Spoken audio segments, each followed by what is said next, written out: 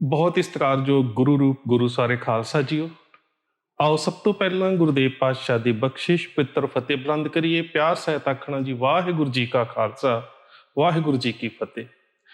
ਜਿਸ ਤਰ੍ਹਾਂ ਤੁਹਾਡੇ ਨਾਲ ਰੋਜ਼ ਹੀ ਕਿਸੇ ਨਾ ਕਿਸੇ ਵਿਸ਼ੇ ਦੇ ਉੱਪਰ ਜਿਹੜਾ ਖਾਸ ਕਰਕੇ ਬੀਤੇ ਸਮੇਂ ਦੇ ਨਾਲ ਭਾਵ ਕਿ ਇਤਿਹਾਸ ਦੇ ਨਾਲ ਸੰਬੰਧ ਰੱਖਦਾ ਹੋਵੇ ਜਾਂ ਫਿਰ ਗਾਹੇ ਬਕਾਹੇ ਵਰਤਮਾਨ ਚੱਲ ਰਹੇ ਵਰਤਾਰਿਆਂ ਦੇ ਬਾਰੇ ਵਿਚਾਰਾਂ ਦੀ ਸਾਂਝ ਅਕਸਰ ਕਰਦਾ ਰਹਿੰਦਾ ਹਾਂ। ਸੋ ਅੱਜ ਜਿਹੜਾ ਵਿਸ਼ਾ ਹੈ ਬੜਾ ਅਹਿਮ ਹੈ। ਅਹਿਮ ਵਿਸ਼ਾ ਇਸ ਕਰਕੇ ਹੈ ਕਿ ਜੇ ਇੱਕ ਸਿੱਖ ਜਰਨੈਲ ਆਪਣੀ ਕਹਿ ਸਕਦੇ ਹੋ ਕਿ ਜ਼ਮੀਰ ਦੀ ਆਵਾਜ਼ ਸੁਣ ਕੇ ਬੜੀ ਦਲੇਰੀ ਤੇ ਦ੍ਰਿੜਤਾ ਦੇ ਨਾਲ ਫੈਸਲਾ ਨਾ ਲੈਂਦਾ ਤਾਂ ਸ਼ਾਇਦ ਅੱਜ ਹਿੰਦੁਸਤਾਨ ਦਾ ਨਕਸ਼ਾ ਕੁਝ ਹੋਰ ਹੁੰਦਾ।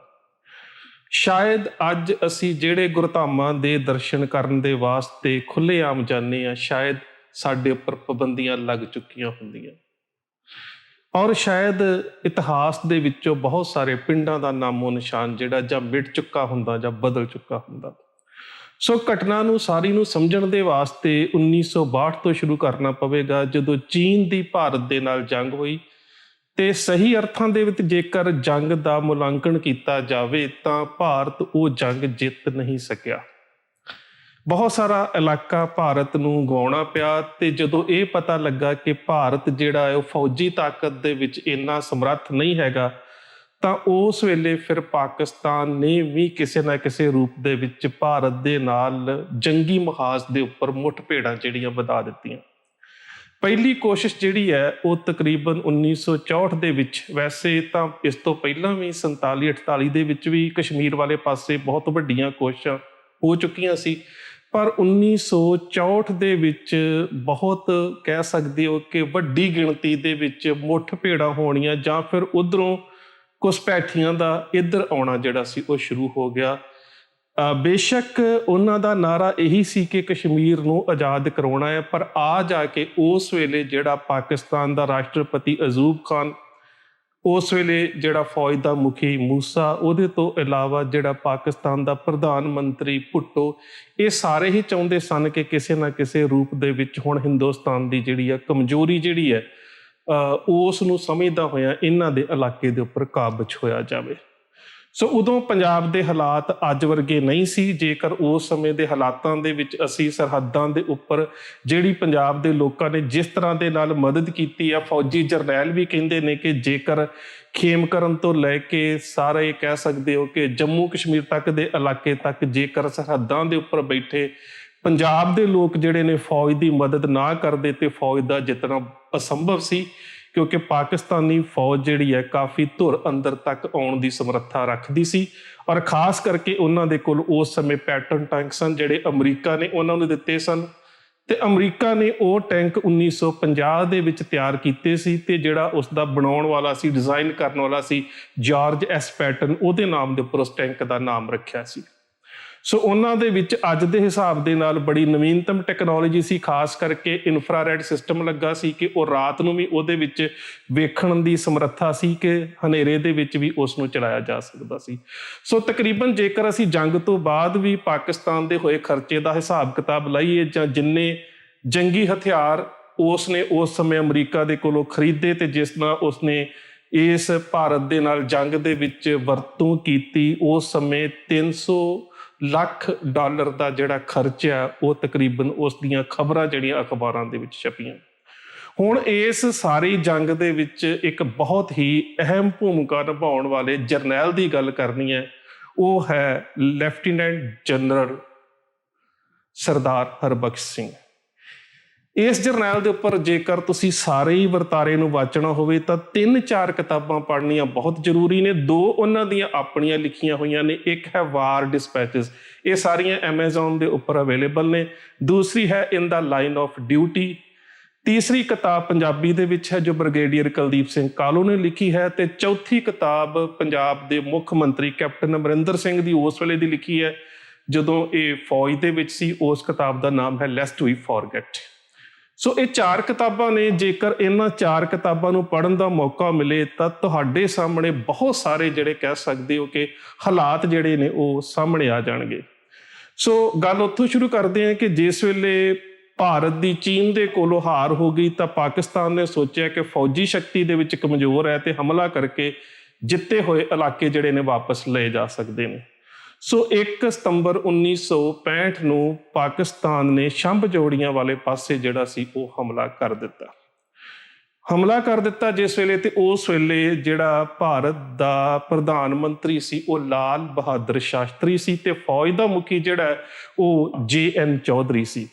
ਸੋ JN ਚੌਧਰੀ ਨੇ ਜਦੋਂ ਉਸ ਵੇਲੇ ਫੌਜੀ ਜਰਨੈਲ ਹਰਬਖਸ਼ ਸਿੰਘ ਨੂੰ ਉਸ ਇਲਾਕੇ ਦੇ ਵਿੱਚ ਮੁਕਾਬਲਾ ਕਰਨ ਦੀ ਗੱਲ ਕੀਤੀ ਤਾਂ ਉਹਨਾਂ ਨੇ ਕਿਹਾ, ਕਿਉਂਕਿ ਉਹ ਵੈਸਟਰਨ ਕਮਾਂਡ ਦਾ ਜਿਹੜਾ ਸੀਗਾ ਉਹ ਮੁਖੀ ਸੀ, ਪੱਛਮੀ ਕਮਾਂਡ ਦਾ, ਤੇ ਪੱਛਮੀ ਕਮਾਂਡ ਦੇ ਕੋਲ ਆ ਜਾ ਕੇ ਇੱਕ ਬਹੁਤ ਵੱਡੀ ਜ਼ਿੰਮੇਵਾਰੀ ਸੀ ਜੰਮੂ ਕਸ਼ਮੀਰ ਦੇ ਭਿੰਬਰ ਤੋਂ ਲੈ ਕੇ, ਕਿ ਜਿੱਥੇ ਜੰਮੂ ਕਸ਼ਮੀਰ ਮੁੱਕਦਾ ਹੈ ਪਾਕਿਸਤਾਨ ਦੇ ਨਾਲ, ਤਕਰੀਬਨ ਉੱਥੋਂ ਲੈ ਕੇ ਸਾਰਾ ਹੀ ਪੰਜਾਬ ਤੇ ਇੱਥੋਂ ਫਿਰ ਜਿੰਨੀ ਵੀ ਅੱਗੋਂ ਰਾਜਸਥਾਨ ਦੀ ਸਰਹੱਦ ਸੀ, ਇਸ ਸਾਰੀ ਸਰਹੱਦ ਦੀ ਜ਼ਿੰਮੇਵਾਰੀ ਜਿਹੜੀ ਆ ਪੱਛਮੀ ਕਮਾਂਡ ਦੇ ਕੋਲ ਸੀ। ਸੋ ਆ ਜਾ ਕੇ ਪੱਛਮੀ ਕਮਾਂਡ ਦੇ ਕੋਲ 3 ਵੱਡੇ ਕਾਰਜ ਸੀ। ਇੱਕ ਤਾਂ ਸਾਰੀ ਸਰਹੱਦ ਦੀ ਜ਼ਿੰਮੇਵਾਰੀ, ਇੱਕ ਜੰਮੂ ਕਸ਼ਮੀਰ ਦੇ ਉੱਪਰ ਜਿਹੜੀ ਹੋ ਰਿਹਾ ਹਮਲਾ ਹੈ ਉਹਨੂੰ ਰੋਕਣਾ, ਸੰਚਾਰ ਸਾਧਨ ਜਿਹੜੇ ਨੇ ਉਹਨਾਂ ਦਾ ਬਚਾਅ ਕਰਨਾ, ਜਿਹੜੀ ਆ ਪੰਜਾਬ ਤੋਂ ਲੈ ਕੇ ਰਾਜਸਥਾਨ ਦੀ ਸਰਹੱਦ ਹੈ ਇਹਦੀ ਰੱਖਿਆ ਕਰਨੀ, ਅੱਗੇ ਵੱਧ ਕੇ ਹਮਲੇ ਕਰਨੇ ਤੇ ਪਾਕਿਸਤਾਨੀ ਫੌਜ ਨੂੰ ਇੱਥੋਂ ਤੱਕ ਨਾ ਵਧਣ ਦੇਣਾ ਕਿ ਜੰਮੂ ਕਸ਼ਮੀਰ ਦਾ ਇਲਾਕਾ ਜਿਹੜਾ ਉਹ ਦੇਸ਼ ਦੇ ਨਾਲੋਂ ਟੁੱਟ ਜਾਵੇ। ਸੋ ਇਹਨਾਂ ਦੇ ਕੋਲ ਕਾਰਜ ਬਹੁਤ ਵੱਡਾ ਸੀ। ਸੋ ਉਸ ਸਮੇਂ ਜਨਰਲ ਹਰਬਖਸ਼ ਸਿੰਘ ਨੇ ਆਪਣੇ ਫੌਜੀ ਮੁਖੀ ਨੂੰ ਕਿਹਾ ਕਿ ਅਖਨੂਰ ਸੈਕਟਰ ਦੇ ਵਿੱਚ, ਜਿੱਥੋਂ ਤੁਸੀਂ ਕਹਿ ਰਹੇ ਹੋ ਕਿ ਪਾਕਿਸਤਾਨ ਨੇ ਹਮਲਾ ਕੀਤਾ, ਜੇਕਰ ਉੱਥੇ ਮੁਕਾਬਲਾ ਕੀਤਾ ਜਾਵੇ ਤਾਂ ਉੱਥੇ ਅਸੀਂ ਰੱਖਿਆਤਮਕ ਰੂਪ ਦੇ ਵਿੱਚ ਤਾਂ ਲੜ ਸਕਦੇ ਹਾਂ, ਪਰ ਭੂਗੋਲਿਕ ਤੌਰ ਤੇ ਉਸ ਖਿੱਤੇ ਦੇ ਉੱਪਰ ਅੱਗੇ ਜਾ ਕੇ ਕਾਬੂ ਹੋਣਾ ਬਹੁਤ ਔਖਾ ਹੈ। ਦੂਜੀ ਗੱਲ, ਜਦੋਂ ਪਾਕਿਸਤਾਨ ਨੇ ਉਸ ਪਾਸੇ ਤੋਂ ਹਮਲਾ ਕੀਤਾ ਹੈ ਤੇ ਉੱਥੇ ਉਹਨਾਂ ਨੇ ਆਪਣੀ ਫੌਜੀ ਸ਼ਕਤੀ ਬਹੁਤ ਜ਼ਿਆਦਾ ਇਕੱਤਰ ਕੀਤੀ ਹੋਵੇਗੀ। ਜਨਰਲ ਹਰਬਖਸ਼ ਸਿੰਘ ਨੇ ਕਿਹਾ ਕਿ ਸਾਡਾ ਫਰਜ਼ ਇਹ ਬਣਦਾ ਹੈ ਕਿ ਅਸੀਂ ਲਾਹੌਰ ਦੇ ਵਾਲੇ ਪਾਸੇ ਹਮਲਾ ਕਰੀਏ। ਇੱਕ ਤਾਂ ਪਾਕਿਸਤਾਨ ਦੀ ਜਿਹੜੀ ਫੌਜੀ ਸ਼ਕਤੀ ਹੈ ਉਹ ਵੰਡੀ ਜਾਵੇ, ਦੂਸਰੀ ਗੱਲ ਉਸ ਇਲਾਕੇ ਦੇ ਵਿੱਚ ਜਿੱਤਣਾ ਔਰ ਫਤਿਹਯਾਬ ਹੋਣਾ ਸਾਡੇ ਲਈ ਸੌਖਾ ਹੋਵੇਗਾ। ਸਰਹੱਦਾਂ ਦੇ ਉੱਪਰ ਪੇਂਡੂਆਂ ਦੀ ਮਦਦ ਵੀ, ਬਹਾਦਰੀ ਪਰ ਕਹਿ ਸਕਦੇ ਹੋ ਕਿ ਜਿਸਮ ਵਾਲੇ ਜਾਂ ਬਹਾਦਰ ਲੋਕਾਂ ਦੀ ਜਿਹੜੀ ਹੈ ਉਹਨਾਂ ਦੀ ਸਾਨੂੰ ਉੱਥੋਂ ਫੌਜ ਦੀ ਮਦਦ ਵੀ ਮਿਲ ਸਕਦੀ ਹੈ। ਸੋ ਪਹਿਲਾਂ ਤਾਂ ਇਸ ਦੇ ਉੱਪਰ ਲੰਬੀ ਵਾਰਤਾਲਾਪ ਚੱਲੀ, ਪਰ ਉਸ ਤੋਂ ਬਾਅਦ ਦੇਸ਼ ਦੇ ਪ੍ਰਧਾਨ ਮੰਤਰੀ ਨੇ ਇਹ ਹਦਾਇਤਾਂ ਜਿਹੜੀਆਂ ਸੀ ਇਹ ਜਾਰੀ ਕਰ ਦਿੱਤੀਆਂ। ਤਕਰੀਬਨ 3 ਸਤੰਬਰ ਨੂੰ ਇਹ ਹਦਾਇਤਾਂ ਜਿਹੜੀਆਂ ਸੀ ਜਾਰੀ ਕਰ ਦਿੱਤੀਆਂ ਗਈਆਂ ਕਿ ਜੇਕਰ ਫੌਜੀ ਜਰਨੈਲ ਚਾਹੁੰਦਾ ਹੈ ਤਾਂ ਉਹ ਲਾਹੌਰ ਵਾਲੇ ਪਾਸੇ ਨੂੰ ਹਮਲਾ ਕਰ ਸਕਦਾ ਹੈ, ਪਰ ਲਾਹੌਰ ਤੇ ਸਿਆਲਕੋਟ ਸ਼ਹਿਰਾਂ ਦੇ ਉੱਪਰ ਕਬਜ਼ਾ ਨਾ ਕੀਤਾ ਜਾਵੇ। ਫੌਜ ਨੂੰ ਪਾਕਿਸਤਾਨ ਵਾਲੇ ਪਾਸੇ ਅੰਦਰ ਵੜਨ ਦੀ ਜਿਹੜੀ ਇਜਾਜ਼ਤ ਹੈ ਉਹ ਦੇ ਦਿੱਤੀ ਗਈ। ਇਹਨਾਂ ਦਿਨਾਂ ਦੇ ਵਿੱਚ ਹੀ UNO ਦੇ ਵੱਲੋਂ ਵੀ ਦੋਹਾਂ ਦੇਸ਼ਾਂ ਨੂੰ ਜੰਗਬੰਦੀ ਦੇ ਬਾਰੇ ਜਿਹੜੀਆਂ ਸੀਗੀਆਂ ਉਹ ਵੀ ਅਪੀਲਾਂ ਤੇ ਬੇਨਤੀਆਂ ਕੀਤੀਆਂ ਗਈਆਂ। ਜਿਹੜਾ ਚੀਨ ਦਾ ਗ੍ਰਹਿ ਮੰਤਰੀ ਸੀ ਉਹ ਵੀ ਪਾਕਿਸਤਾਨ ਦੇ ਪ੍ਰਧਾਨ ਮੰਤਰੀ ਨੂੰ ਮਿਲਿਆ ਤੇ ਬਰਤਾਨੀਆ ਦੀ ਹਕੂਮਤ ਨੇ ਭਾਰਤ ਦੀ ਇਸ ਗੱਲ ਤੇ ਨਿੰਦਾ ਵੀ ਕੀਤੀ। ਖੈਰ, ਇਹ ਸਾਰਾ ਜਿਹੜਾ ਇਲਾਕਾ ਸੀ ਪੱਛਮੀ ਕਮਾਂਡ ਦੇ ਕੋਲ ਸੀ ਤੇ ਪੱਛਮੀ ਕਮਾਂਡ ਨੇ ਆਪਣਾ ਜਿਹੜਾ ਕਹਿ ਸਕਦੇ ਹੋ ਕਿ ਕੋਰ ਹੈੱਡਕੁਆਟਰ ਹੈ ਜਲੰਧਰ ਦੇ ਵਿੱਚੋਂ 3 ਵੱਖ-ਵੱਖ ਰੂਪਾਂ ਦੇ ਵਿੱਚ ਆਪਣੀਆਂ ਜਿਹੜੀਆਂ ਫੌਜੀ ਪਲਟਨਾਂ ਸੀ ਉਹਨਾਂ ਨੂੰ ਤੋੜ ਦਿੱਤਾ ਗਿਆ, ਜਿਨ੍ਹਾਂ ਦੇ ਵਿੱਚ 15 ਇਨਫੈਂਟਰੀ ਡਿਵੀਜ਼ਨ ਸੀ, ਉਸ ਤੋਂ ਬਾਅਦ 4 ਮਾਊਂਟੇਨ ਡਿਵੀਜ਼ਨ ਸੀ ਤੇ ਉਸ ਤੋਂ ਬਾਅਦ 7 ਇਨਫੈਂਟਰੀ ਡਿਵੀਜ਼ਨ, 7ਵੀਂ ਇਨਫੈਂਟਰੀ ਡਿਵੀਜ਼ਨ। ਤੇ ਇਹ ਜਿਹੜੀ ਹੈਗੀ ਸੀ 4 ਮਾਊਂਟੇਨ ਡਿਵੀਜ਼ਨ, ਇਹਦੇ ਜਿਹੜੇ ਮੁਖੀ ਸੀਗੇ ਗੁਰਬਖਸ਼ ਸਿੰਘ ਸਨ, ਸਰਦਾਰ ਗੁਰਬਖਸ਼ ਸਿੰਘ ਹੁਣੀ। ਤੇ ਉਹਦੇ ਤੋਂ ਬਾਅਦ ਜਿਹੜੀ ਸੀਗੀ ਆਪਣੀ ਪਹਿਲੀ ਬਟਾਲੀਅਨ ਜਿਹੜੀ 15 ਇਨਫੈਂਟਰੀ ਡਿਵੀਜ਼ਨ ਸੀਗੀ, ਇਹਦਾ ਜਿਹੜਾ ਮੁਖੀ ਸੀਗਾ ਉਹ ਮੇਜਰ ਜਨਰਲ ਨਰਿੰਦਰ ਪ੍ਰਸਾਦ ਸੀ। ਸੋ ਇਹਨਾਂ ਸਾਰੀਆਂ ਜਿਹੜੀਆਂ ਕਹਿ ਸਕਦੇ ਹੋ ਕਿ ਫੌਜ ਦੀਆਂ ਵੱਖ-ਵੱਖ ਇਹ ਟੋਲੀਆਂ ਸੀ, ਇਹਨਾਂ ਨੂੰ ਕਾਰਜ ਦਿੱਤਾ ਗਿਆ ਕਿ ਇਹਨਾਂ ਨੇ ਲਾਹੌਰ ਵਾਲੇ ਪਾਸੇ ਵਧਣਾ ਹੈ ਤੇ ਲਾਹੌਰ ਪਹੁੰਚਣ ਤੋਂ ਪਹਿਲਾਂ ਨੇ ਇਹਨਾਂ ਨੇ ਈਛੋਗਿਲ ਵਾਲੀ ਜਿਹੜੀ ਨਹਿਰ ਆ ਉਹਦੇ ਪੁਲ ਨੂੰ ਉਡਾਉਣਾ ਹੈ, ਕਬਜ਼ਾ ਕਰਨਾ ਹੈ। ਤੇ ਇਹਦੇ ਨਾਲ ਕੀ ਹੋਵੇਗਾ ਕਿ ਪਾਕਿਸਤਾਨੀ ਫੌਜ ਦਾ ਜਿਹੜਾ ਧਿਆਨ ਉਹ ਵੰਡਿਆ ਜਾਵੇਗਾ ਤੇ ਇੱਧਰਲੇ ਇਲਾਕਿਆਂ ਦੇ ਉੱਪਰ ਜਿਹੜਾ ਕਸ਼ਮੀਰ ਵਾਲੇ ਪਾਸੇ ਉਹਨਾਂ ਦਾ ਦਬਾਅ ਬਣਿਆ ਹੋਵੇਗਾ, ਇੱਕ ਦਬਾਅ ਘਟ ਜਾਵੇਗਾ ਤੇ ਇੱਕ ਜਿਹੜੀ ਲੜਾਈ ਹੈ ਉਹਦਾ ਖੇਤਰ ਵੱਧ ਜਾਵੇਗਾ ਤੇ ਉਹਨਾਂ ਦੀ ਤਾਕਤ ਜਿਹੜੀ ਆ ਉਹ ਵੰਡੀ ਜਾਵੇਗੀ। ਸੋ ਬੇਸ਼ੱਕ ਇਹ ਨੀਤੀ ਜਿਹੜੀ ਸਾਨੂੰ ਵੇਖਣ ਦੇ ਵਿੱਚ ਲੱਗਦਾ ਹੈ ਕਿ ਬਹੁਤ ਵੱਡਾ ਸੀਗਾ, ਕਹਿ ਸਕਦੇ ਹੋ ਕਿ ਇੱਕ ਖੇਤਰ ਜਿੱਥੇ ਲੜਾਈ ਲੜਨੀ ਪੈਣੀ ਸੀ, ਪਰ ਜਿਹੜਾ ਜਰਨੈਲ ਸੀ ਸਰਦਾਰ ਹਰਬਖਸ਼ ਸਿੰਘ ਕਹਿ ਸਕਦੇ ਹਾਂ ਕਿ ਉਹਦਾ ਵੀ ਜਿਹੜਾ ਦਿਮਾਗ ਹੈ ਤੇ ਉਹਦੀ ਬਹਾਦਰੀ ਹੈ, ਉਹਦੀ ਦ੍ਰਿੜਤਾ, ਉਹ ਵੀ ਇਹਦੇ ਤੋਂ ਕਿਤੇ ਵੱਡੇ ਪੱਧਰ ਦੀ ਸੀਗੀ। ਸੋ ਇਸ ਪਾਸੇ ਨੂੰ ਫੌਜਾਂ ਨੇ ਜਿਹੜਾ ਸੀ ਉਹ ਵਧਣਾ ਸ਼ੁਰੂ ਕਰ ਦਿੱਤਾ ਤੇ ਤਕਰੀਬਨ 5 ਸਤੰਬਰ ਦੇ ਨੇੜੇ ਤੇੜੇ ਪਾਕਿਸਤਾਨ ਦੀ ਹਵਾਈ ਸੈਨਾ ਨੇ ਵੀ ਪੂਰੀ ਤਰ੍ਹਾਂ ਦੇ ਨਾਲ ਇਹਨਾਂ ਇਲਾਕਿਆਂ 'ਚ ਹਮਲੇ ਕਰਨੇ ਸ਼ੁਰੂ ਕਰ ਦਿੱਤੇ। ਅੰਮ੍ਰਿਤਸਰ ਵਾਲੇ ਪਾਸੇ ਜਿਹੜਾ ਫੌਜ ਦਾ 에ਅਰ ਬੇਸ ਸੀ ਉਹਦੇ ਉੱਪਰ ਰਾਕਟ ਦਾਗੇ ਗਏ। ਹੋਰ ਵੀ ਇਲਾਕਿਆਂ ਦੇ ਵਿੱਚ ਜਿੱਥੇ ਜਿੱਥੇ ਲੜਾਈ ਹੋ ਰਹੀ ਸੀ ਉੱਥੇ ਜਿਹੜੇ ਸੀ ਉਹਨਾਂ ਦੇ ਕੋਲੋਂ ਰਾਕਟ ਜਿਹੜੇ ਸੀ ਉਹ ਦਾਗੇ ਗਏ ਤੇ ਉੱਪਰੋਂ ਕਹਿ ਸਕਦੇ ਹੋ ਕਿ ਆਪਣੀ ਹਵਾਈ ਫੌਜ ਦੇ ਰਾਹੀਂ ਜਿਹੜੀ ਸੀ ਉਹ ਬੰਬਾਰੀ ਕੀਤੀ ਗਈ। ਫੌਜ ਜਿਹੜੀ ਹਿੰਦੁਸਤਾਨ ਦੀ ਜਿਹੜੀ ਭਾਰਤ ਦੀ ਫੌਜ ਸੀ, ਜਿਹੜੀਆਂ ਇਹ ਕਹਿ ਸਕਦੇ ਹੋ ਕਿ ਜਲੰਧਰ ਤੋਂ ਇਹ ਜਿਹੜੀਆਂ ਖਾਸ ਕਰਕੇ ਤੋਰੀਆਂ ਗਈਆਂ ਜਿਹੜੀਆਂ ਵੱਖ-ਵੱਖ ਡਿਵੀਜ਼ਨ ਸੀ, ਇਹਨਾਂ ਦੇ ਨਾਲ ਸੰਬੰਧਿਤ ਬਟਾਲੀਅਨ ਤੇ ਜਿਹੜੀਆਂ ਪਲਟਨਾਂ ਸੀ ਉਹ ਹੌਲੀ-ਹੌਲੀ ਅੱਗੇ ਵਧੀਆਂ। ਪਰ ਜਦੋਂ ਥੋੜਾ ਹੋਰ ਅੱਗੇ ਵਧੀਆਂ, ਵੈਸੇ ਤਾਂ ਈਸ਼ੋਗਲ ਦੀ ਜੰਗ ਆਪਣੇ ਆਪ ਦੇ ਵਿੱਚ ਬੜੀ ਮਸ਼ਹੂਰ ਹੈ, ਈਸ਼ੋਗਲ ਵਾਲੀ ਜੰਗ, ਪਰ ਉਸ ਸਮੇਂ ਇਹਨਾਂ ਨੂੰ ਭਾਜੜਾਂ ਪੈ ਗਈਆਂ, ਜਿਸ ਸਮੇਂ ਅੱਗੋਂ ਪੈਟਨ ਟੈਂਕ ਜਿਹੜਾ ਸੀ ਉਹਨਾਂ ਨੇ ਅੱਗੇ ਵਧਣਾ ਸ਼ੁਰੂ ਕਰ ਦਿੱਤਾ। ਸੋ ਉਹਨਾਂ ਨੇ ਅੱਗੋਂ ਇੰਨੀ ਜ਼ਿਆਦਾ ਗੋਲੀ ਵਰਾਈ ਜਾਂ ਇੰਨੀ ਜ਼ਿਆਦਾ ਫਾਇਰਿੰਗ ਕੀਤੀ ਕਿ ਉਸ ਸਮੇਂ ਜਿਹੜੀ ਸੀ ਕਹਿ ਸਕਦੇ ਹੋ ਕਿ 6 ਤੇ 7 ਸਤੰਬਰ ਨੂੰ ਇਵੇਂ ਦੀਆਂ ਘਟਨਾਵਾਂ ਹੋਈਆਂ ਕਿ ਤਕਰੀਬਨ ਜਿਹੜੀ ਕਿ ਮੈਂ 4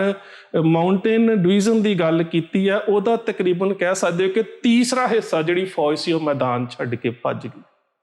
ਤੁਸੀਂ ਹੈਰਾਨ ਹੋ ਜਾਵੋਗੇ ਕਿ ਜਿਹੜੀ 13 ਡੋਗਰਾ ਰੈਜੀਮੈਂਟ ਸੀ ਉਹ ਆਪਣੇ ਅਫਸਰਾਂ ਨੂੰ ਮੈਦਾਨੇ ਜੰਗ 'ਚ ਛੱਡ ਕੇ ਹੀ ਮੈਦਾਨ ਛੱਡ ਕੇ ਭੱਜ ਗਏ। ਉਸ ਤੋਂ ਬਾਅਦ 9 ਜੈਕ ਰਾਈਫਲ ਜਿਹੜੇ ਸੀ ਉਹ ਅਫਸਰਾਂ ਸਮੇਤ ਭੱਜ ਗਏ। ਇਹਦੇ ਤੋਂ ਇਲਾਵਾ 18 ਰਾਜਪੂਤ ਜਿਹੜੀ ਸੀ ਉਹ ਵੀ ਅੱਧੀ ਭੱਜ ਗਈ। ਸਰਦਾਰ ਹਰਬਖਸ਼ ਸਿੰਘ, ਜਿਹੜੇ ਜਨਰਲ ਹਰਬਖਸ਼ ਸਿੰਘ ਨੇ, ਉਹ ਆਪਣੀ ਕਿਤਾਬ ਇਨ ਦਾ ਲਾਈਨ ਆਫ ਡਿਊਟੀ 'ਚ ਖੁਦ ਲਿਖਦੇ ਨੇ ਕਿ ਤਕਰੀਬਨ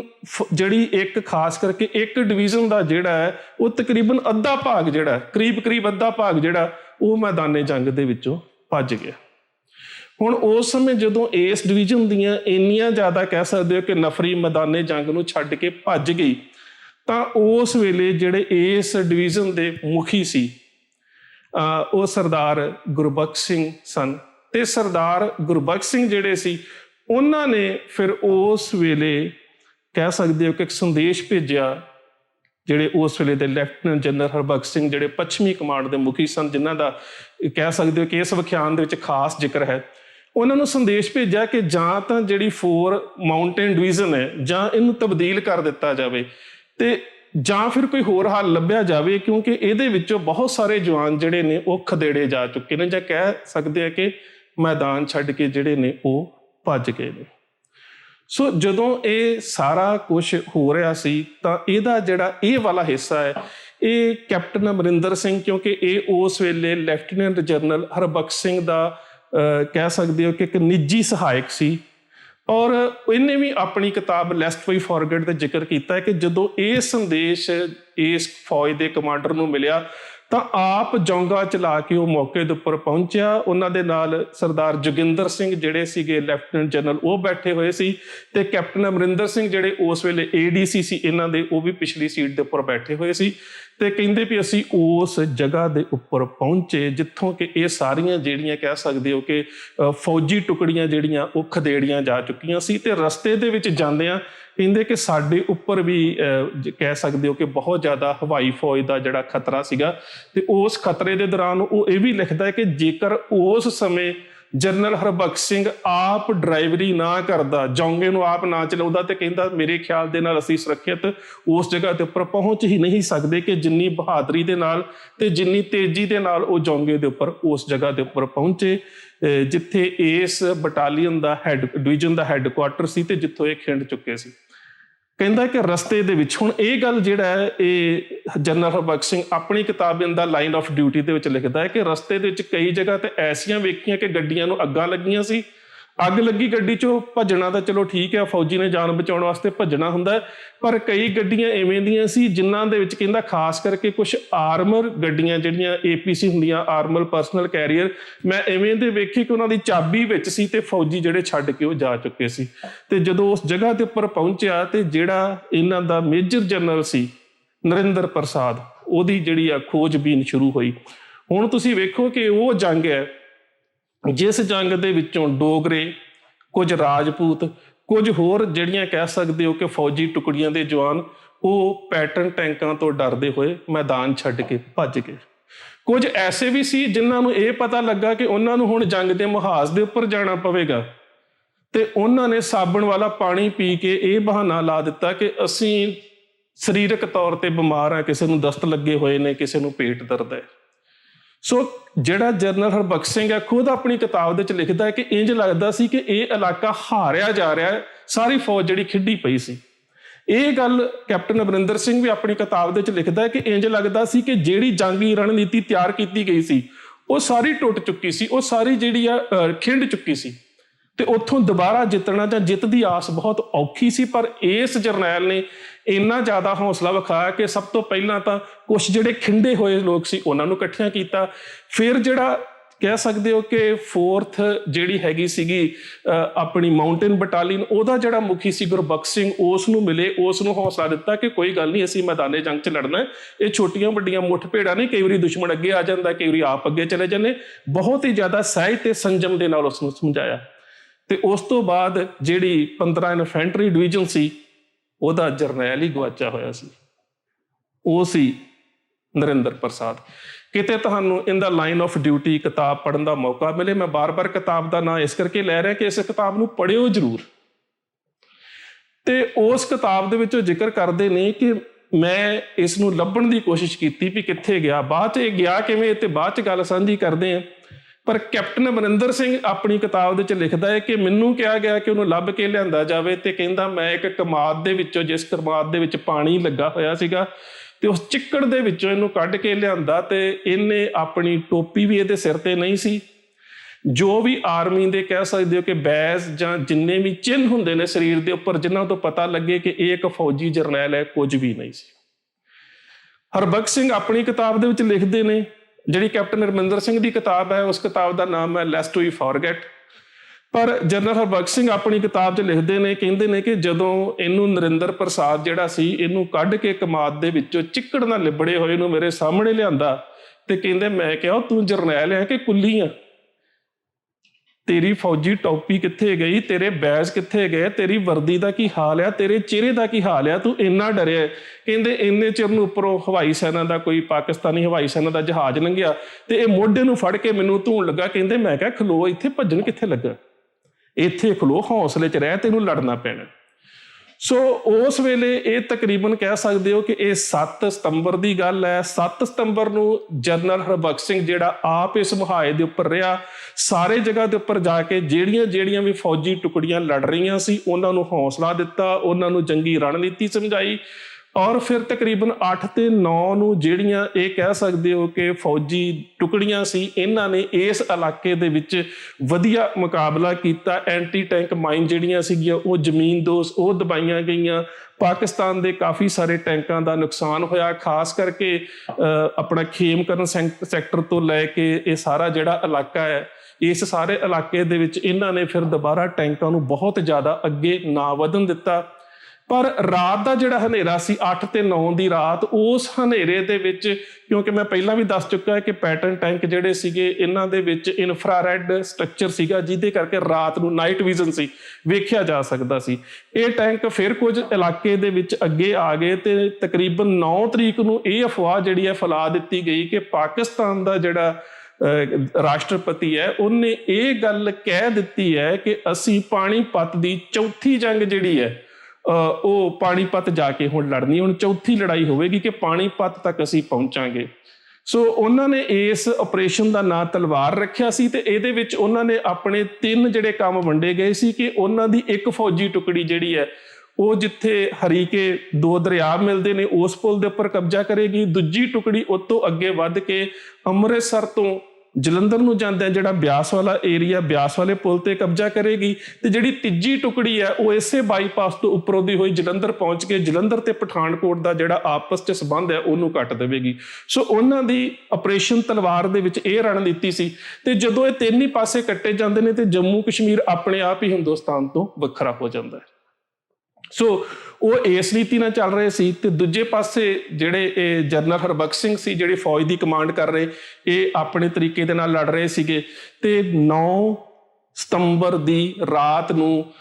ਸਰਕਾਰ ਦੇ ਵੱਲੋਂ ਕੋਈ ਫੈਸਲਾ ਲੈਣ ਤੋਂ ਬਾਅਦ ਫੌਜ ਦੇ ਮੁਖੀ JN ਚੌਧਰੀ ਉਹਨਾਂ ਦਾ ਵਾਇਰਲੈਸ ਦੇ ਉੱਪਰ ਸੁਨੇਹਾ ਆਉਂਦਾ ਹੈ ਸਰਦਾਰ ਹਰਬਖਸ਼ ਸਿੰਘ ਹੁਣਾਂ ਨੂੰ ਕਿ ਜੋ ਕੁਛ ਜੰਗ ਦੇ ਵਿੱਚ ਮੈਨੂੰ ਸੰਦੇਸ਼ ਪ੍ਰਾਪਤ ਹੋਏ ਨੇ ਉਹਨਾਂ ਦੇ ਮੁਤਾਬਕ ਇਹ ਬਿਹਤਰ ਰਹੇਗਾ ਕਿ ਤੁਸੀਂ ਉਹ ਸਰਹੱਦ ਨੂੰ ਛੱਡ ਕੇ ਸੈਕੰਡ ਡਿਫੈਂਸ ਲਾਈਨ ਬਿਆਸ ਨੂੰ ਬਣਾ ਲਵੋ ਤੇ ਆਪਣੀਆਂ ਫੌਜਾਂ ਬਿਆਸ ਲੈ ਆਵੋ। ਇਸ ਗੱਲ ਦਾ ਚਸ਼ਮਦੀਦ ਗਵਾਹ ਹੈ ਕੈਪਟਨ ਅਮਰਿੰਦਰ ਸਿੰਘ ਤੇ ਆਪਣੀ ਕਿਤਾਬ ਲੈਸਟ ਵੀ ਫੋਰਗੇਟ ਦੇ ਵਿੱਚ ਲਿਖਦਾ ਹੈ ਕਿ ਉਹ ਜਰਨੈਲ ਨੇ ਜੋਸ਼ ਦੇ ਵਿੱਚ ਆ ਕੇ ਉਸ ਫੌਜੀ ਮੁਖੀ ਦਾ ਹੁਕਮ ਮੰਨਣ ਤੋਂ ਇਨਕਾਰ ਕਰ ਦਿੱਤਾ, ਬਿਲਕੁਲ ਇਨਕਾਰ ਕਰ ਦਿੱਤਾ। ਔਰ ਜਨਰਲ ਹਰਬਖਸ਼ ਸਿੰਘ ਬਾਅਦ ਵਿੱਚ ਆਪਣੀ ਕਿਤਾਬ ਦੇ ਵਿੱਚ ਵੀ ਲਿਖਦੇ ਨੇ, ਇੱਕ ਇੰਟਰਵਿਊ ਦੇ ਵਿੱਚ ਵੀ ਕਹਿੰਦੇ ਨੇ ਕਿ ਮੈਂ ਦਰਬਾਰ ਸਾਹਿਬ, ਹਰਿਮੰਦਰ ਸਾਹਿਬ, ਤਰਨ ਤਾਰਨ ਸਾਹਿਬ ਜਿਹੜੇ ਸਿੱਖਾਂ ਦੇ ਪਵਿੱਤਰ ਅਸਥਾਨ ਨੇ, ਮੈਂ ਇਹਨਾਂ ਨੂੰ ਨਹੀਂ ਸੀ ਗਵਾਉਣਾ ਚਾਹੁੰਦਾ, ਕੁਛ ਵੀ ਹੋ ਜਾਂਦਾ। ਸੋ ਫੌਜ ਦੇ ਵੱਲੋਂ ਕਹਿ ਸਕਦੇ ਹੋ ਕਿ ਸਰਕਾਰੀ ਰਣਨੀਤੀ ਦੇ ਤਹਿਤ ਇਹ ਗੱਲ ਕਹੀ ਗਈ ਕਿ ਉਹ ਮੁਹਾਜ਼ ਛੱਡ ਕੇ ਵਾਪਸ ਆਇਆ ਜਾਵੇ ਤੇ ਜਰਨੈਲ ਨੇ ਫੈਸਲਾ ਲਿਆ ਕਿ ਉੱਥੇ ਹੀ ਲੜਿਆ ਜਾਵੇਗਾ। ਸੋ ਜਰਨੈਲ ਨੇ ਉੱਥੇ ਲੜਾਈ ਕੀਤੀ, ਜਿੰਨੇ ਟੈਂਕ ਉਹਨਾਂ ਦੇ ਆਏ ਉਹਨਾਂ ਦੇ ਵਿੱਚੋਂ ਬਹੁਤ ਸਾਰੇ ਬਰਬਾਦ ਕੀਤੇ ਗਏ, ਕੁਛ ਜਿਹੜੇ ਟੈਂਕ ਸੀ ਕਬਜ਼ੇ ਦੇ ਵਿੱਚ ਵੀ ਲਏ ਗਏ। ਉਸੇ ਲੜਾਈ ਦੇ ਦੌਰਾਨ ਹੀ ਜਿਹੜਾ ਗਰਨੇਡੀਅਰ ਰੈਜੀਮੈਂਟ ਦੇ ਵਿੱਚੋਂ ਹਵਾਲਦਾਰ ਅਬਦੁਲ ਹਮੀਦ ਸੀ, ਜਿਸ ਨੇ ਆਪਣੀ ਰੀਕੁਆਇਲੈਸ ਗਨ ਜਿਹੜੀ ਤੋਪ ਦੇ ਉੱਪਰ ਲੱਗੀ ਹੋਈ ਸੀ, ਜਿਸ ਨੂੰ RCL ਕਹਿੰਦੇ ਨੇ, ਉਹਦੇ ਨਾਲ ਪਾਕਿਸਤਾਨ ਦੇ ਪੈਟਨ ਟੈਂਕ ਤਿੰਨਾਂ ਨੂੰ ਪਹਿਲਾਂ ਬਰਬਾਦ ਕੀਤਾ ਤੇ ਫਿਰ 95 mm ਦਾ ਗੋਲਾ ਉਹਨੂੰ ਵੀ ਆ ਕੇ ਲੱਗਾ ਚੌਥੇ ਟੈਂਕ ਨੂੰ ਤਬਾਹ ਕਰਦਿਆਂ, ਤੇ ਅਬਦੁਲ ਹਮੀਦ ਜਿਹੜਾ ਸੀਗਾ ਉਹ ਵੀ ਸ਼ਹੀਦ ਹੋ ਗਿਆ। ਸੋ ਇਹ ਜਿਹੜਾ ਉਸ ਵੇਲੇ ਦੇਸ਼ ਦੀ ਫੌਜ ਦੇ ਮੁਖੀ ਦੇ ਵੱਲੋਂ ਲਿਆ ਗਿਆ ਫੈਸਲਾ ਸੀ, ਜਿਸ ਫੈਸਲੇ ਦੇ ਵਿੱਚ ਇਹ ਗੱਲ ਸੀ ਕਿ ਤੁਸੀਂ ਸਾਰਾ ਇਲਾਕਾ ਛੱਡ ਕੇ ਵਾਪਸ ਆ ਜਾਓ। ਪਰ ਇਸ ਕਹਿ ਸਕਦੇ ਹੋ ਕਿ ਲੈਫਟੀਨੈਂਟ ਜਨਰਲ ਹਰਬਖਸ਼ ਸਿੰਘ ਨੇ ਬੜੀ ਜ਼ੁਰਤ ਦੇ ਨਾਲ, ਜਿੱਥੇ ਸਰਕਾਰੀ ਹੁਕਮ ਦੀ ਹੁਕਮ ਅਦੂਲੀ ਕੀਤੀ ਕਿ ਨਹੀਂ ਮੈਂ ਇਹ ਇਲਾਕਾ ਨਹੀਂ ਛੱਡ ਕੇ ਜਾਵਾਂਗਾ, ਉੱਥੇ ਨਾਲ ਹੀ ਮੈਦਾਨੇ ਜੰਗ ਦੇ ਵਿੱਚ ਰਹਿ ਕੇ ਇਸ ਜੰਗ ਨੂੰ ਲੜਿਆ ਔਰ ਜਿਹੜੀ ਸੀ ਉਹ ਜਿੱਤ ਪ੍ਰਾਪਤ ਕੀਤੀ। ਸੋ ਇਹ ਬਾਰ-ਬਾਰ ਫਿਰ ਇਹ ਗੱਲ ਕਹਿਣੀ ਪੈਂਦੀ ਹੈ ਕਿ ਜੇ ਕਿਤੇ ਇਹੋ ਜਿਹਾ ਬਹਾਦਰ ਸਿੱਖ ਜਰਨੈਲ ਨਾ ਹੁੰਦਾ ਤਾਂ ਸ਼ਾਇਦ ਜਿਹੜਾ ਸੀਗਾ ਇਹ ਬਹੁਤ ਸਾਰਾ ਇਲਾਕਾ ਇਸ ਦੇਸ਼ ਦੇ ਕੋਲੋਂ ਗਵਾ ਚੁੱਕਾ ਹੁੰਦਾ। ਅਗਲੀ ਗੱਲ ਮੈਂ ਇਹ ਗੱਲ ਤੇ ਤੁਹਾਨੂੰ ਦੱਸ ਦਿੱਤੀ ਕਿ ਜਿਹੜਾ 15 ਇਨਫੈਂਟਰੀ ਬਟਾਲੀਅਨ ਦਾ ਨਰਿੰਦਰ ਪ੍ਰਸਾਦ ਸੀ, ਉਹ ਜਿਹੜਾ ਚੀਨ ਦੇ ਵਿੱਚ ਭਾਰਤ ਦੀ ਲੜਾਈ ਹੋਈ ਹੈ, ਚੀਨ ਤੇ ਭਾਰਤ ਦੀ ਜੰਗ ਦੇ ਵਿੱਚ ਵੀ ਉਹੀ ਲੜਾਈ ਦੇ ਵਿੱਚੋਂ ਨਿਕਲ ਕੇ ਆਇਆ ਸੀ। ਔਰ ਉਸ ਵੇਲੇ ਵੀ ਜਨਰਲ ਹਰਬਖਸ਼ ਸਿੰਘ ਨੇ ਫੌਜ ਦੇ ਮੁਖੀ ਨੂੰ ਕਿਹਾ ਸੀ ਕਿ ਇਹ ਮੈਦਾਨੇ ਜੰਗ ਦੇ ਵਿੱਚੋਂ ਭੱਜ ਕੇ ਆ ਗਿਆ ਤੇ ਇਸ ਦਾ ਕੋਰਟ ਮਾਰਸ਼ਲ ਕੀਤਾ ਜਾਵੇ ਜਾਂ ਫਿਰ ਇਹਨੂੰ ਅਹੁਦੇ ਤੋਂ ਲਾਂਭੇ ਕੀਤਾ ਜਾਵੇ। ਪਰ ਉਸਨੇ ਕਿਹਾ ਸੀ ਕਿ ਇਹਦੇ ਦਿੱਲੀ ਦੇ ਵਿੱਚ ਰਾਜਸੀ ਨੇਤਾਵਾਂ ਦੇ ਨਾਲ ਵੱਡੇ ਸਬੰਧ ਨੇ, ਮੈਂ ਕੁਝ ਨਹੀਂ ਕਰ ਸਕਦਾ। ਪਰ ਕਹਿੰਦੇ ਹੁਣ ਜਦੋਂ ਮੈਨੂੰ ਮੌਕਾ ਮਿਲਿਆ ਕਿ ਉਹ ਮੇਰੀ ਕਮਾਂਡ ਹੇਠਾਂ ਲੜ ਰਿਹਾ ਸੀ ਤੇ ਫਿਰ ਵੀ ਉਹ ਲੁਕ ਗਿਆ ਮੈਦਾਨੇ ਜੰਗ ਦੇ ਵਿੱਚ ਜਾਨ ਬਚਾਉਣ ਦੇ ਵਾਸਤੇ, ਤਾਂ ਮੈਂ ਉਹਦੀ ਸਾਰੀ ਤਹਿਕੀਕਾਤ ਕੀਤੀ ਤੇ ਤਹਿਕੀਕਾਤ ਦੇ ਦੌਰਾਨ ਕਹਿੰਦੇ ਨੇ ਜੋ ਸਾਹਮਣੇ ਆਇਆ ਉਹ ਸਾਹਮਣੇ ਇਹ ਆਇਆ ਕਿ ਉਹ ਬਕਾਇਦਾ ਤੌਰ ਤੇ ਮੇਰੇ ਖਿਲਾਫ ਲਿਖਿਆ ਵੀ ਕਰਦਾ ਸੀ। ਇੱਕ ਡਾਇਰੀ ਸੀ ਉਸਦੇ ਕੋਲ। ਉਹ ਹੁਣ ਡਾਇਰੀ ਦਾ ਕਿਵੇਂ ਪਤਾ ਲੱਗਾ? ਸਰਦਾਰ ਹਰਬਖਸ਼ ਸਿੰਘ ਉਹਨਾਂ ਦਾ ਕਿਤਾਬ ਦੇ ਬਾਰੇ ਲੇਖ ਤੁਸੀਂ ਆਨਲਾਈਨ ਵੀ ਸਰਚ ਕਰ ਸਕਦੇ ਹੋ। ਇਨ ਦਾ ਲਾਈਨ ਆਫ ਡਿਊਟੀ ਤੁਸੀਂ ਸਰਚ ਕਰੋਗੇ ਤੇ ਪਹਿਲਾ ਲੇਖ ਇਹੀ ਖੁੱਲੇਗਾ ਕਿ ਜਦੋਂ ਇਹ ਜਿਹੜਾ ਕਹਿ ਸਕਦੇ ਹੋ ਕਿ ਮੇਜਰ ਜਨਰਲ ਜਿਹੜਾ ਨਰਿੰਦਰ ਪ੍ਰਸਾਦ ਸੀ, ਜਦੋਂ ਇਹ ਪਾਕਿਸਤਾਨੀ ਸੀਮਾ ਦੇ ਥੋੜਾ ਜਿਹਾ ਅੰਦਰ ਦਾਖਲ ਹੋਇਆ ਤੇ ਇੱਕ ਪਾਸਿਓਂ ਜਿਹੜੀਆਂ ਸੀਗੀਆਂ ਮੀਡੀਅਮ ਮਸ਼ੀਨ ਗਨ ਦੀਆਂ ਗੋਲੀਆਂ ਚੱਲੀਆਂ। ਇਹ ਆਪ ਜੌਂਗੇ ਦੇ ਵਿੱਚ ਸੀ, ਇਹਦੇ ਨਾਲ ਬਕਾਇਦਾ ਸਕਾਟ ਦੇ ਵਾਸਤੇ 2-3 ਜੀਪਾਂ ਵੀ ਸਨ ਕਿਉਂਕਿ ਆ ਜਾ ਕੇ ਇੱਕ ਡਿਵੀਜ਼ਨ ਦਾ ਮੁਖੀ ਸੀ ਤੇ ਇਹ ਉੱਥੇ ਹੀ ਆਪਣਾ ਜੌਂਗਾ ਛੱਡ ਕੇ ਕਮਾਦ ਦੇ ਖੇਤਾਂ ਦੇ ਵਿੱਚ ਵੜ ਗਿਆ। ਇਹਦੇ ਬਾਕੀ ਸਾਥੀ ਜਿਹੜੇ ਸੀ ਉਹ ਵੀ ਭੱਜ ਗਏ। ਜਦੋਂ ਇਹਨੂੰ ਜਿਹੜੇ ਹਾਲਾਤਾਂ 'ਚ ਕੱਢਿਆ ਗਿਆ ਤੇ ਉਦੋਂ ਇਹ ਜੌਂਗਾ ਉੱਥੇ ਛੱਡ ਕੇ ਆਪ ਥੋੜਾ ਪਿੱਛੇ ਆ ਚੁੱਕਾ ਸੀ। ਉਹ ਜੌਂਗਾ ਜਿਹੜਾ ਸੀ ਉਹ ਪਾਕਿਸਤਾਨੀ ਫੌਜ ਦੇ ਹੱਥ ਲੱਗਾ। ਉਸ ਜੌਂਗੇ ਦੇ ਵਿੱਚ ਇਹਦਾ ਇੱਕ ਬਰੀਫ ਕੇਸ ਸੀ ਜਿਹਦੇ ਵਿੱਚ ਜੋ ਕੁਝ ਇਹਨੇ ਸਰਦਾਰ ਹਰਬਖਸ਼ ਸਿੰਘ ਦੇ ਖਿਲਾਫ ਲਿਖਿਆ ਸੀ ਉਹ ਵੀ ਸੀ। ਉਹਦੇ ਤੋਂ ਇਲਾਵਾ ਕੁਝ ਫੌਜ ਦੇ ਦਸਤਾਵੇਜ਼ ਤੇ ਇੱਥੋਂ ਤੱਕ ਕਿ ਜਿਹੜੇ ਕੁਝ ਫਲੈਗ ਸੀਗੇ ਉਹ ਵੀ ਉਹਦੇ ਵਿੱਚ ਸੀਗੇ। ਤੇ ਸਰਦਾਰ ਹਰਬਖਸ਼ ਸਿੰਘ ਕਹਿੰਦੇ ਕਿ ਬਾਅਦ ਦੇ ਵਿੱਚ ਪਾਕਿਸਤਾਨੀ ਸਰਕਾਰ ਦੇ ਵੱਲੋਂ ਜੋ ਕੁਛ ਨੇ ਡਾਇਰੀ 'ਚ ਲਿਖਿਆ ਸੀ ਉਹ ਔਨ 에ਅਰ ਪੜ੍ਹ ਕੇ ਸੁਣਾਇਆ ਜਾਂਦਾ ਰਿਹਾ। ਤੇ ਇਹ ਕੁਛ ਜਿਹੜਾ ਸੀਗਾ ਉਹ ਉਸ ਕਹਿ ਸਕਦੇ ਹੋ ਕਿ 65 ਦੀ ਜੰਗ ਦੇ ਵਿੱਚ ਹੋਇਆ ਕਿ ਜਿਸ ਜੰਗ ਦੇ ਵਿੱਚ ਜੇਕਰ ਇਹ ਸਰਦਾਰ ਬਹੁਤ ਬਹਾਦਰੀ ਦੇ ਨਾਲ ਭੂਮਿਕਾ ਨਾ ਨਿਭਾਉਂਦਾ ਤੇ ਅੱਜ ਸ਼ਾਇਦ ਇਸ ਦੇਸ਼ ਦਾ ਭੂਗੋਲਿਕ ਨਕਸ਼ਾ ਕੁਛ ਹੋਰ ਹੀ ਹੁੰਦਾ। ਸੋ ਇੰਨੀਆਂ ਕੁ ਬੇਨਤੀਆਂ ਪ੍ਰਵਾਨ, ਫਤਿਹ ਦੀ ਸਾਂਝ, ਪਿਆਰ ਸਹਿਤ ਆਖਣਾ ਜੀ। ਵਾਹਿਗੁਰੂ ਜੀ ਕਾ ਖਾਲਸਾ, ਵਾਹਿਗੁਰੂ ਜੀ ਕੀ ਫਤਿਹ।